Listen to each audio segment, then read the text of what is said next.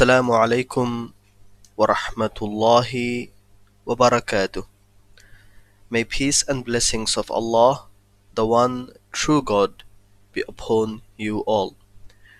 I welcome you to learn essential Arabic for Al-Quran Al-Kareem. My name is Majid Ahmed Chowdhury and I will be with you in this journey until you learn how to recite Al-Quran, insha'Allah. So before we begin, it is important to remember our Prophet Muhammad sallallahu alaihi wasallam said, "Innamal a'malu binniyat wa innama likulli imri'in ma nawa." He says, the reward of deeds or actions depend upon the intentions, and every person will get the reward according to what he or she has intended. So it's important that before we do anything that is good, anything that Allah subhanahu wa ta'ala has instructed us to do in the Quran, or anything that the Prophet Muhammad sallallahu alaihi wasallam has instructed to do that we find in his sunnah, in the hadith, we must have this intention, and this intention has to be pure, and it has to be done for Allah and Allah alone. So the intention behind any action should be for Allah and Allah alone. So I remind you, my respected brothers and sisters, to have this intention in your heart that you are learning for Allah.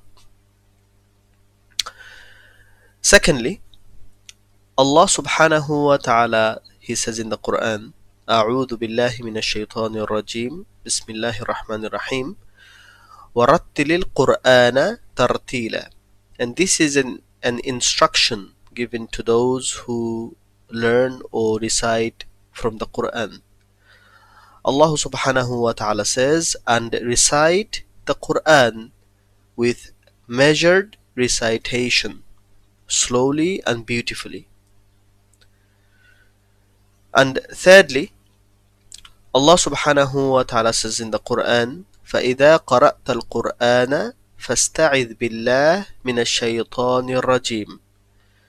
It means, so when you recite the Quran, seek refuge with Allah from shaitan, the outcast. So, insha'Allah, today, before we begin, we must recite isti'adah before we recite the Quran, and I want this to become our habit. Before we recite the Quran, yes, it is important that you must purify yourself, you must do ablution, but before we actually start reciting the Quran, you must say isti'adah. So please say with me, أعوذ بالله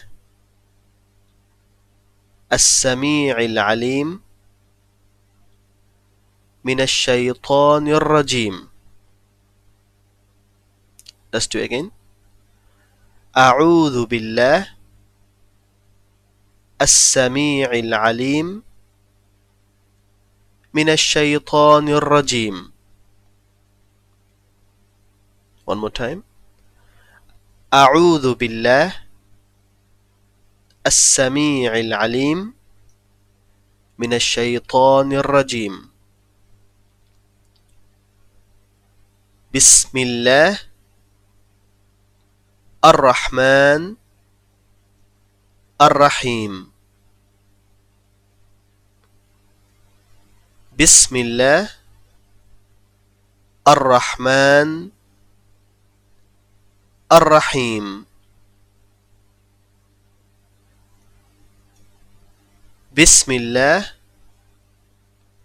الرحمن Ar-Rahim or Bismillahir Rahmanir Rahim. So today, inshallah, we will learn about Dammah.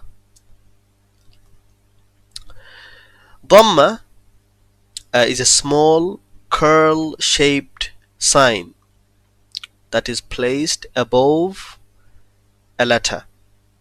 So this sign here is called Dammah, and this enables the Arabic letter to produce a sound like U. For example, the sound that we find in the word put. So it will be U, the sound U, for example. So if, for example, if the letter Jim, when a Dhamma is placed on it, it produces a short U sound and Jim becomes Ju. So Jim, Dhamma, Ju. So inshallah, let us practice, and practice will make things clear, inshallah. So please say with me: Alif, Dhamma, U. Ba, Dhamma, Bu.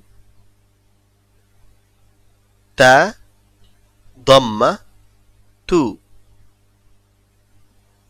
Tha, Dhamma, Thu. Jim, Dhamma, Ju. Ha, Dhamma, Hu. Kha, Dhamma, Khu. Dal, Dhamma, Du. Dal, Dhamma, Dhu. Ra, Dhamma, Ru. Za, Dhamma, Zu. Sin, Dhamma, Su. Shin, Dhamma, Shu. Sad, Dhamma, Su. Dad, Dhamma, Du. Ta, Dhamma, Tu. Za, Dhamma, Zu. Ain, Dhamma, U. Ghain, Dhamma, Ghu. Fa, Dhamma, Fu. Qaf, Dhamma, Qu. Kaf, Dhamma, Ku. Lam, Dhamma, Lu. Mim, Dhamma, Mu. Nun, Dhamma, Mu. Nun, Dhamma, Nu. Waw, Dhamma, Wu. Ha, Dhamma, Hu. Hamza, Dhamma, U. Ya, Dhamma, U.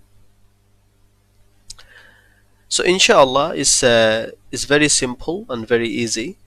So when Dhamma is placed on any Arabic letter, the sound becomes as U or Wu.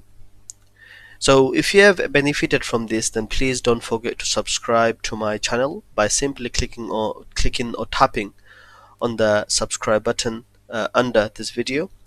If you like to practice more, then please check my other videos with and without introduction.